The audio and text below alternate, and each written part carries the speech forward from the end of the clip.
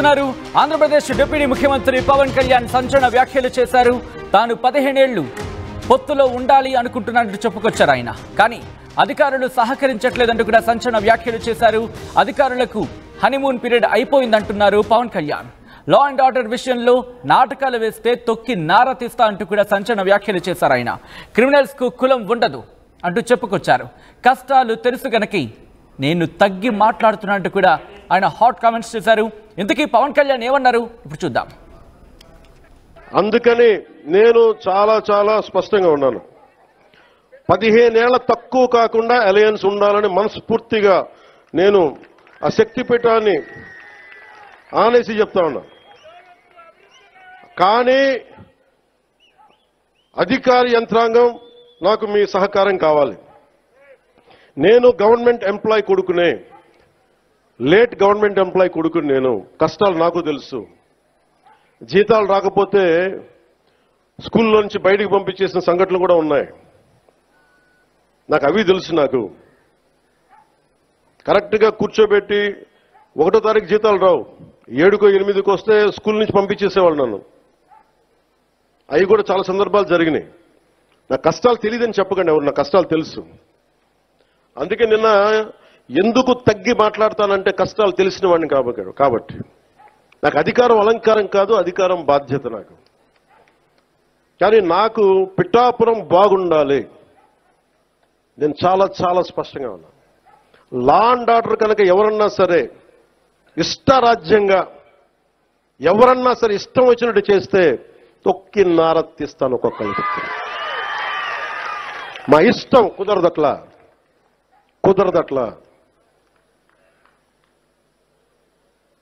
ఇది చాలా జాగ్రత్తగా ఉండాలి. ఇది నేను తెగించి వచ్చాను రాజకీయాల్లో, గుర్తుపెట్టుకోండి. గుండాలకి చంపేస్తానంటారు నన్ను.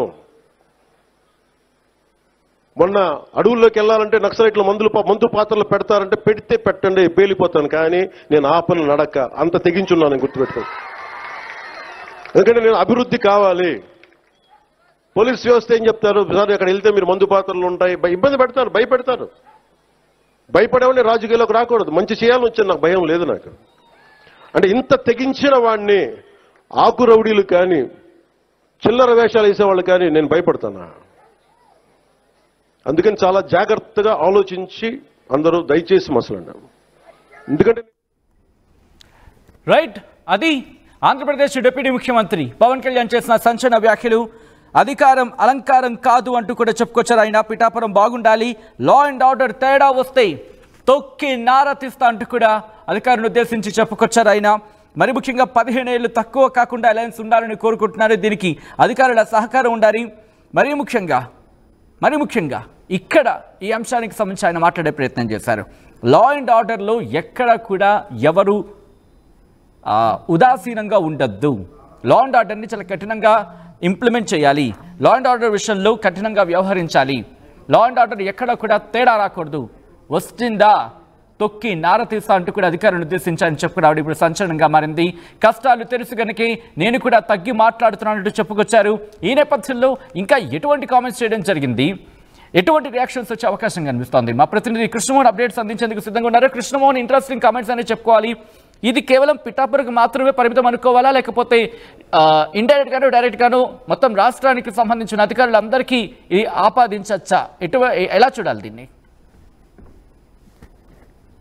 ఎస్ సచిన్, ఈరోజు పవన్ కళ్యాణ్ పిఠాపురంలో చేసిన వ్యాఖ్యలు చాలా సీరియస్ వ్యాఖ్యలు. ఆయన నిన్న తిరుపతికి వెళ్ళి వచ్చిన తర్వాత కూడా తిరుపతి మూడ్లో నిన్న ఆయన మాట్లాడిన మాటలు కూడా ఒకసారి మనం ఇక్కడ మరోసారి ప్రస్తావన కూడా చేసుకుని వచ్చిన పరిస్థితి. దీంట్లో సచిన్ చాలా క్లియర్గా ఆయన ఒక మాట అయితే చెప్పారు. నేను 15 సంవత్సరాలు కూటమితో కలిసి ఉండాలని కోరుకుంటున్నాను. ఇది అమ్మవారి పీఠం మీద సాక్షిగా నేను కోరుకుంటున్నాను. అయితే అధికారులు సహకారం కావాలి అని అడిగారు. అంటే దాని అర్థం ఆయన అధికారులు సరిగ్గా పని చేయటం లేదు, అయినా నేను తగ్గి మాట్లాడుతున్నాను, నా చేత ఎక్కువగా మాట్లాడనివ్వద్దు అనేది ఆయన చాలా స్పష్టంగా ఈ వ్యవహారాన్ని అయితే చాలా కుండబద్దలు కొట్టిన పరిస్థితి. ఆయన ఇప్పటికీ ఒక మాట చెప్తున్నారు. 6 నెలల్లో హనీమూన్ పీరియడ్ అయిపోయింది. ఈ హనీమూన్ పీరియడ్ నాతో సహా 6 నెలలు పీరియడ్ అయిపోయింది. ఇప్పుడు ఈ హనీమూన్ దాటేసాం. ఇప్పుడు పూర్తిగా కూడా సిస్టమ్ ప్రకారం పనిచేయాల్సిన బాధ్యత ఉంది. లేదు అనుకుంటే ఈ 6 నెలల్లో అంటే ఇప్పటికే నేను 15 సంవత్సరాల పాటు కూటమితో కలిసి పోవాలి, కలిసి ప్రయాణం చేయాలని అమ్మవారి సాక్షిగా నేను కోరుకుంటున్నా. కానీ దానికి అధికారులు సహకారం చేయాలి. అది నాకు రాకపోతే నేను చేయగలిగింది ఏమీ లేదు అని ఇండైరెక్ట్గా ఒక గట్టిగా ఒక వార్నింగ్ అయితే ఇచ్చిన పరిస్థితి, ప్రభుత్వానికి కూడా ఒక హెచ్చరికలాగా ఆయన మాట్లాడినగా పరిస్థితి మనకు అర్థమవుతుంది క్లియర్గా. మరోవైపు పోలీస్ సిస్టమ్, పోలీస్ వ్యవస్థ, పోలీసు సరిగ్గా పని చేయట్లేదు, పూర్తిగా కూడా పోలీస్ ఫెయిల్యూర్ అవుతుంది అనేది వస్తున్న పరిస్థితి అయితే చూడాలి. కానీ ఎక్కడైనా సరే ఈ వ్యవహారంలో కొంత తగ్గి మాట్లాడుతున్నానంటే నేను ఒక గవర్నమెంట్ ఎంప్లాయీ కొడుకుగా ఉన్నాను కాబట్టి, ఎంప్లాయీస్ కష్టాలు నాకు తెలుసు కాబట్టి, జీతాలు రాకపోతే ఎందుకు జీతాలు రాలేకపోతే ఎటువంటి ఇబ్బందులు ఉంటాయో నాకు తెలుసు. నేను స్కూల్స్కి వెళ్ళినప్పుడు కూడా జీతాలు 5వ తారీఖు 6వ తారీఖు కట్టకపోతే నన్ను స్కూల్లో నుంచి పంపించేసిన పరిస్థితులు. ఎందుకంటే ఇప్పుడు ఆంధ్రప్రదేశ్ ప్రభుత్వంలో 5వ తారీఖు వరకు కూడా మన జీతాలు రాలేదు, ఇంకా కొంతమంది టీచర్లకి జీతాలు రాలేదని ఒక వాదన వస్తున్న నేపథ్యంలో సో దాన్ని కూడా ఆయన క్లియర్గా ప్రస్తావించిన పరిస్థితి అయితే చాలా స్పష్టంగా మనం చూడాలి సచిన్. అయితే ఇప్పుడు ఇక్కడ మరోసారి టీటీడీకి సంబంధించిన వ్యవహారంలో చాలా క్లియర్గా ఆయన మాట్లాడుతూ, ఇప్పుడు నేను ఒక పవన్ కళ్యాణ్ డిప్యూటీ సీఎం హోదాలో నేను ప్రజలకు క్షమాపణ తెలియజేశాను టీడీటీ నిన్న తిరుపతిలో జరిగిన సంఘటన మీద. సో మీరు ఎందుకు క్షమాపణలు ఎందుకు చెప్పరు?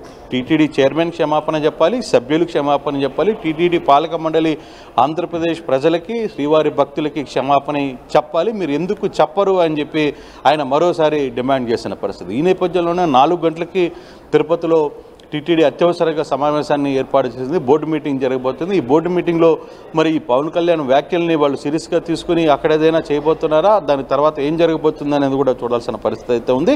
ఇప్పుడు 4 గంటలకి తిరుమలలో టీటీడీ బోర్డు పాలక మండలి బోర్డు కూడా నడుస్తున్న పరిస్థితి అయితే మనం చూడాలి సచిన్. చాలా కీలకమైన అంశాలను అయితే ఇక్కడ మాట్లాడిన కంటిన్యూ కృష్ణమోహన్. సచిన్, ఇక్కడ తప్పు ఎవరి వల్ల జరిగినా దేశాన్ని ఎవరిని ఇక్కడ వదిలిపెట్టే పరిస్థితి లేదు. తిరుపతి ఘటన నాకు చాలా కలిసివేసింది. తొలి సంక్రాంతి ముందు ఇటువంటి సంఘటన జరగడం బాధేస్తుంది.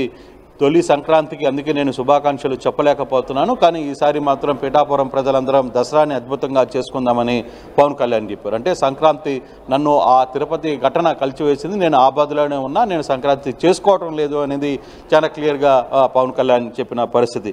తప్పు ఎవరు చేసినా బాధ్యత తీసుకోవాల్సిందే, రాజకీయాల్లో ఏమి చెయ్యాలో చెప్పడం చాలా అవసరం అని కూడా ఆయన మాట్లాడుతూ వచ్చారు.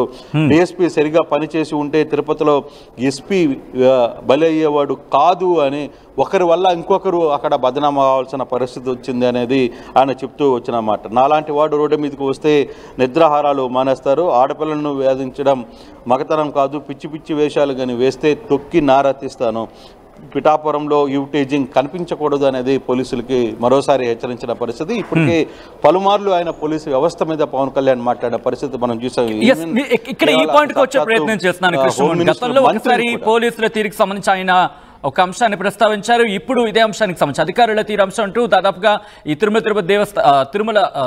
తిరుపతికి సంబంధించిన ఘటన ఉద్దేశించి మాట్లాడగా భావించాలి. సో ఇటువంటి నేపథ్యంలో ఆయన ఇంకొక మాట కూడా జరిగింది. రాజకీయాల్లోకి తెగించి వచ్చాను, బాంబు పెట్టి పేల్చేస్తారన్నా సరే, నేను మావోయిస్టులు బాంబులు పెట్టి పేల్చేస్తారన్నా సరే నేను తెగించి వెళ్ళాను అంటూ కూడా చెప్పుకొచ్చిన నేపథ్యంలో ఇప్పుడు అధికారుల తీరుకి సంబంధించింది, ఇక్కడ ఆయన డిప్యూటీ ముఖ్యమంత్రి స్థానంలో ఉన్నారు కాబట్టి అధికార యంత్రాంగం తీరు మీద రివ్యూ పెట్టే అవకాశం కనిపిస్తుందా ముఖ్యమంత్రితో మాట్లాడి దాని మీద? ఎందుకంటే అధికారుల తీరుకు సంబంధించి యాక్షన్ తీసుకునే అవకాశం, లేకపోతే అధికారుల తీరు మీద ప్రత్యేకమైన కార్యాచరణకి సంబంధించి ఎగ్జిక్యూషన్కి వెళ్ళే అవకాశం, అటువంటి చర్చ కావచ్చు, అటువంటి ప్రణాళిక కావచ్చు, ఏమైనా చేస్తున్నారా డిప్యూటీ ముఖ్యమంత్రిగా పవన్ కళ్యాణ్ ఇప్పుడు? అంటే బేసిక్గా ఇక్కడ ఒక యాంగిల్ మనం ఆలోచించగలం. ఎందుకంటే పవన్ కళ్యాణ్ గడిచిన కొంతకాలంగా కేవలం పోలీసు వ్యవస్థే కాదు, అధికార యంత్రాంగం మీద కొంత ఆయన అసహనం వ్యక్తం చేస్తున్న పరిస్థితి. ఎందుకంటే అధికారుల చేస్తున్న తప్పిదాలకి తాను కానీ ముఖ్యమంత్రి కానీ మాట పడాల్సి వస్తుంది, ప్రభుత్వానికి, కుటుంబ ప్రభుత్వానికి చెడ్డ పేరు వస్తుందనే భావన ఆయన మనసులో చాలా గట్టిగా కనబడుతుంది. అందులో భాగంగానే ఆయన క్లియర్గా వ్యవహారాన్ని కూడా నడిపే ప్రయత్నం అయితే చేస్తున్నప్పటికీ కూడా కానీ అధికారులతో ఇప్పుడు తాజాగా మీటింగ్ పెట్టి మాట్లాడే పరిస్థితి ఉండదు. డిప్యూటీ సీఎం హోదాలో ఒక ఆయన అనుకుంటే అందరితో కలిసి మాట్లాడచ్చు, కానీ ఆయన ముందు ఆయనకు ఒక శాఖలు ఉన్నాయి, పంచాయతీ శాఖ, పంచాయతీరాజ్ శాఖ ఉంది కాబట్టి దాని వరకు పరిమితం అవుతారు. అందుకే ఆయన ప్రతిసారి ఒకటే మాట చెప్తున్నారు, మీరు మారకపోతే నేను ఇంతవరకు కూడా ఇంకా తగ్గి ఉన్నాను. హనీమూన్ పీరియడ్ 6 నెలలు అయిపోయింది నాతో సహా. మీరు పని చేయాలి, పనికి ఇంకా ఉపక్రమించాలి, నేను కూడా సీరియస్గా ఉండాలి, అందుకే నేను కొన్ని ఆహారాలని సీరియస్గా తీసుకుంటున్నాను అనేది చాలా స్పష్టంగా మనకి చెప్తున్న పరిస్థితి. మరోవైపు ఒకవేళ పిఠాపురంలో నేను నచ్చకపోతే 5 ఏళ్ళ తర్వాత నన్ను వదిలేయండి అని కూడా చెప్పిన పరిస్థితి. అంటే నా పనితీరు నచ్చకపోతే మీరు 5 సంవత్సరాల తర్వాత తిరిగి నాకు ఓటే ఇద్దని కూడా ఆయన మాట్లాడిన పరిస్థితి. ఇటు చాలా కొంత ఈ మీటింగ్లో మాత్రం నిన్న తిరుపతి జరిగిన సంఘటన నుంచి కొంత ఆయన చాలా అసహనంగా ఉన్నారు. ప్రభుత్వ అధికారుల తీరు, తర్వాత జరుగుతున్న వర్ష కార్యక్రమాలు, తర్వాత ప్రతిపక్షాలు ప్రత్యేకంగా సనాతన ధర్మం పేరిట సనాతన ధర్మ నాయకుడిగా నువ్వు ఉన్నావు కదా, ఈరోజు ఏం మాట్లాడతావని పదే పదే పవన్ కళ్యాణ్ని నిలదీస్తుంది ఒకవైపు వైసీపీ, ఇతర పార్టీలు. సో ఆ నేపథ్యంలో అవన్నీ కూడా కొంత అసహనానికి గురవుతున్నట్టుగా చాలా స్పష్టంగా అర్థమవుతుంది. అందుకే అధికారులు చేసే తప్పుల్ని దానివల్ల మేము మాటలు పడాల్సిన పరిస్థితి వస్తుంది. మా అధికారుల్లో మార్పు రావాలి పదే పదే. అయితే మీకు కూడా కొన్ని కష్టాలు ఉంటాయి. నేను ఒక అధికారిగా, ఉద్యోగి, కొడుకుగా నాకు తెలుసు ఆ కుటుంబ బాధ్యతలు ఏంటో. కానీ నేను చాలా వరకు తగ్గి మాట్లాడుతున్న ప్రయత్నం అయితే చేస్తున్నాను అనేది ఆయన క్లియర్గా చెప్తున్నారు. నా నియోజకవర్గాన్ని కాపాడలేకపోతే నాకు డిప్యూటీ సీఎం పదవి ఎందుకు అని కూడా ఆయన మాట్లాడిన పరిస్థితి అయితే చూడాలి. తర్వాత విఐపి ట్రీట్మెంట్ ఆగి కామన్ మ్యాన్ ట్రీట్మెంట్ మొదలవ్వాలి. టీటీడీలో విఐపి ట్రీట్మెంట్ అనేది మ్యాక్సిమం తగ్గించాలి అనేది ఆయన చాలా క్లియర్గా కోరుకుంటున్న నేపథ్యం అయితే మనం చూస్తున్నాం. 6 నెలల హనీమూన్ పీరియడ్ కూడా ఆగిపోయింది. పిఠాపురం నుంచి ఇక ఫైనల్గా ఒక మాట క్లియర్గా చెప్పారు. పిఠాపురం నుంచే ఇక ప్రతి జిల్లాలు, రాష్ట్రాలు, మండలాలు, గ్రామాలకు సంబంధించిన వ్యవహారాలను కూడా నేను పర్యటనలు మొదలు చేయబోతున్నాను. ఈసారి ప్రతి నియోజకవర్గంలో నేను పర్యటించబోతున్నాను. అయితే అది మొదటి పిఠాపురం నుంచే ప్రారంభిస్తానని పవన్ కళ్యాణ్ మాట్లాడు. కానీ ఓవరాల్గా ఈ వ్యవహారంలో ఈరోజు పవన్ కళ్యాణ్ మాట్లాడిన కొంత సీరియస్ వ్యవహారంలో ప్రధానమైనది ఒకటి, 15 సంవత్సరాలు నేను కలిసి వెళ్ళాలని కోరుకుంటున్నాను, అయితే అధికారులు సహకరించాలి అనేది డైరెక్ట్గా ఆయన ప్రభుత్వానికి చెప్పారు, డైరెక్ట్గా అధికారులకి సమాచారం ఇచ్చిన పరిస్థితి. రెండవది, ఎప్పుడైనా పోలీస్ వ్యవస్థను కానీ మారకపోతే ఇక ఉపేక్షించేది లేదు అనేది మరోసారి పోలీస్ శాఖకు డైరెక్ట్గా వార్నింగ్ ఇచ్చిన పరిస్థితి అయితే కనపడుతుంది. తను తాను టీటీడీకి సంబంధించిన వ్యవహారంలో ఆయన చాలా హర్ట్ అయిన పరిస్థితి అయితే చూస్తున్నాం. ఆయన ఆ నేపథ్యంలోనే ఖచ్చితంగా టీటీడీ సభ్యులు ప్రభుత్వానికి, ప్రజలకి, ఆంధ్రప్రదేశ్ ప్రజలకి క్షమాపణ చెప్పాలి. నేను చెప్పిన తర్వాత మీరు చెప్పడానికి మీకు ఏంటి అభ్యంతరం అని కూడా ఆయన మాట్లాడిన పరిస్థితి. సో ఇట్లాంటి కొన్ని ఇష్యూస్ని ఆయన చాలా గట్టిగా మాట్లాడిన పరిస్థితి అయితే మనం చూస్తున్నాం. సో ఆ డెసిషన్ని ఏ విధంగా అమలు అవుతాయి? సరే, ఇప్పుడు ప్రభుత్వం పవన్ కళ్యాణ్ వ్యాఖ్యల్ని సీరియస్గా తీసుకుంటుందా? టీటీడీ బోర్డు మరి కాసేపట్లో 15 నిమిషాలు టీటీ బోర్డు కూడా అక్కడ జరగబోతుంది కాబట్టి 4 గంటలకి సమావేశంలో వాళ్ళు ఎటువంటి నిర్ణయాలు తీసుకోబోతున్నారు, పవన్ కళ్యాణ్ మాటల్ని వాళ్ళు లెక్క చేస్తారా లేదా అనే అంశాన్ని కూడా మనం చూడాల్సిన పరిస్థితి అయితే ఉంది. ఇక పోలీసు శాఖ తర్వాత అధికారుల పనితీరు ఏ విధంగా ఉండబోతుందో కూడా వేచి చూడాల్సిన పరిస్థితి కనబడుతుంది. సచిన్. రైట్ కృష్ణమోహన్, ఒక్కసారి మీరు లైన్లో ప్రయత్నం చేయండి. ఆంధ్రప్రదేశ్ డిప్యూటీ ముఖ్యమంత్రి పవన్ కళ్యాణ్ సంచలన వ్యాఖ్యలు చేశారు. తాను 15 ఏళ్లు పొత్తులో ఉండాలి అనుకుంటున్నానని చెప్పడం ప్రస్తుతం సంచలనంగా మారింది. పవన్ కళ్యాణ్ కొన్ని ఘాటైన వ్యాఖ్యలు చేశారు. ఏమిటది? అధికారులు సహకరించట్లేదంటూ కూడా చెప్పుకొచ్చారు ఆయన. అధికారులకు హనీమూన్ పీరియడ్ అయిపోయిందంటూ చెప్పారు ఆయన. లా అండ్ ఆర్డర్ విషయంలో నాటకాలు వేస్తే తొక్కి నారా తీస్తా అంటున్నారు పవన్ కళ్యాణ్. క్రిమినల్స్ కు కులం ఉండదంటున్నారు ఆయన. కష్టాలు తెలుసు కనుక నేను తగ్గి మాట్లాడుతున్నానంటూ కూడా ఇటు తిరుపతి ఆ ఘటనకు సంబంధించి ఉద్దేశించి చెప్పారా అంటూ ఇప్పుడు చర్చ జరుగుతోంది. ఈ నేపథ్యంలో ఇటు తిరుపతి ఘటన మీద పవన్ కళ్యాణ్ ఏమన్నారు, ఈ రోజు ఆయన చేసిన వ్యాఖ్యలేంటి, ఈ అంశానికి సంబంధించి ఒకసారి చూసే ప్రయత్నం చేద్దాం. అందుకని నేను చాలా స్పష్టంగా ఉన్నాను. 15 ఏళ్ల తక్కువ కాకుండా అలయన్స్ ఉండాలని మనస్ఫూర్తిగా నేను ఆ శక్తిపీఠాన్ని ఆనేసి చెప్తా ఉన్నా. కానీ అధికార యంత్రాంగం నాకు మీ సహకారం కావాలి. నేను గవర్నమెంట్ ఎంప్లాయ్ కొడుకునే, లేట్ గవర్నమెంట్ ఎంప్లాయ్ కొడుకుని. నేను కష్టాలు నాకు తెలుసు. జీతాలు రాకపోతే స్కూల్లో నుంచి బయటికి పంపించేసిన సంఘటనలు కూడా ఉన్నాయి. నాకు అవి తెలుసు. నాకు కరెక్ట్గా కూర్చోబెట్టి 1వ తారీఖు జీతాలు రావు, 7కో 8కో వస్తే స్కూల్ నుంచి పంపించేసేవాళ్ళు నన్ను. అవి కూడా చాలా సందర్భాలు జరిగినాయి. నా కష్టాలు తెలియదని చెప్పకండి ఎవరు, నా కష్టాలు తెలుసు. అందుకే నిన్న ఎందుకు తగ్గి మాట్లాడతానంటే కష్టాలు తెలిసిన వాడిని కాబట్టి. నాకు అధికారం అలంకారం కాదు, అధికారం బాధ్యత. నాకు కానీ నాకు పిఠాపురం బాగుండాలి. నేను చాలా చాలా స్పష్టంగా ఉన్నాను. లా అండ్ ఆర్డర్ కనుక ఎవరన్నా సరే ఇష్టరాజ్యంగా ఎవరన్నా సరే ఇష్టం వచ్చినట్టు చేస్తే తొక్కి నారత్తిస్తాను ఒక్కొక్కరికి. మా ఇష్టం కుదరదట్లా.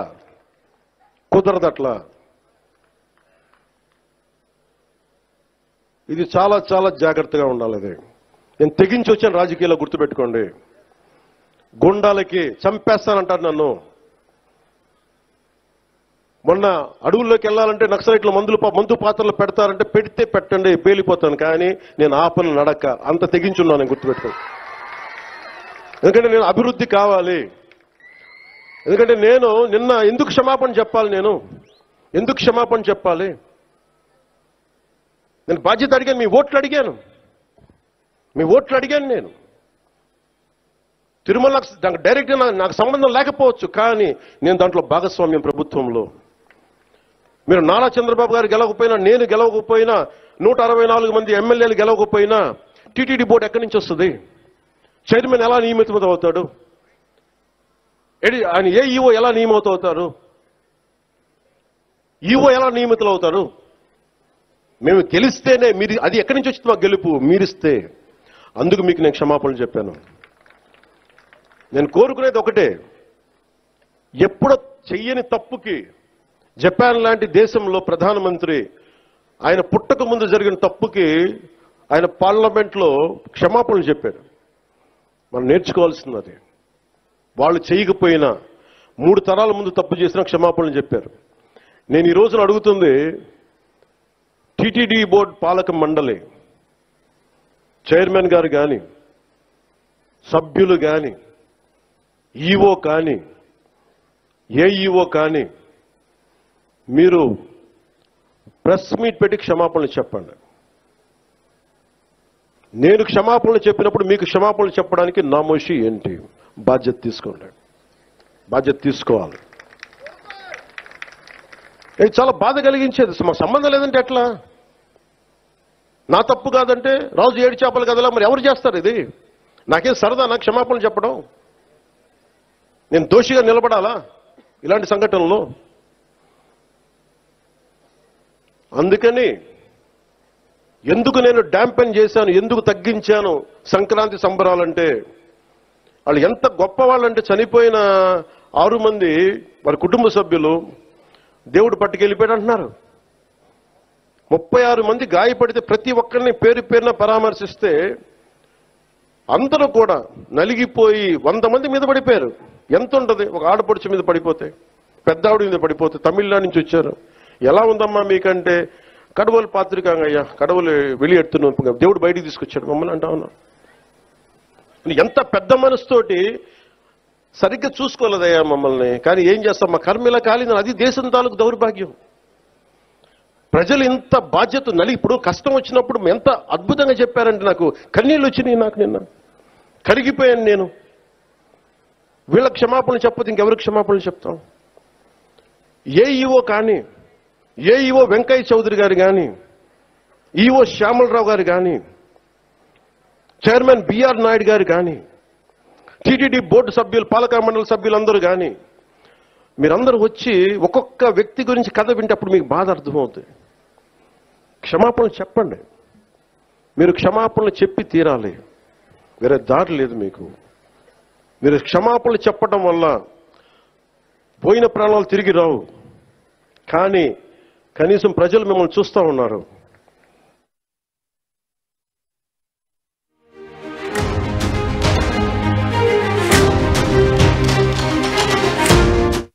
ఆర్టీవీ యాప్ వార్తల్ని క్షణాల్లో చదివే అవకాశం ఉంటుంది. ఒక న్యూస్ పేపర్, ఒక టెలివిజన్ ఛానల్ మీ చేతుల్లో ఎప్పుడూ ఉంటాయి.